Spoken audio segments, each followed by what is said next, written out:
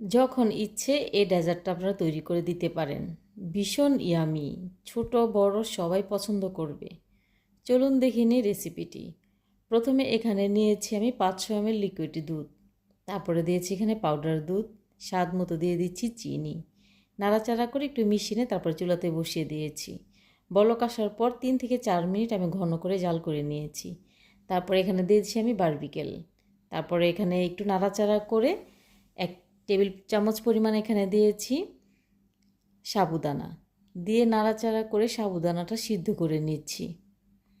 তো এরই মাঝে দুধ অনেকটা ঘন হয়ে যাবে আর সবগুলো উপকরণও খুব ভালোভাবে সিদ্ধ হয়ে গেছে। এখন চুলা থেকে নামিয়ে নিচ্ছি, আর নামিয়ে নেওয়ার পর যখন ঠান্ডা হয়ে যাবে তখন কিন্তু অনেকটা ঘন হয়ে যাবে এই দুধ।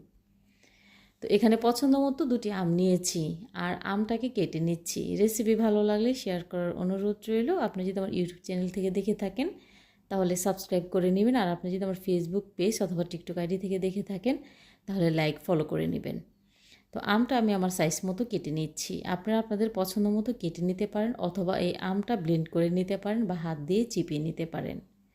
তো এরকম সাইজ করে কেটে নেওয়ার পর একটি পাত্রে নিয়ে নিচ্ছি। তারপরে দুধটা ঠান্ডা হয়ে গেছে আর কতটা ঘন হয়েছে আপনারা দেখেই বুঝতে পাচ্ছেন।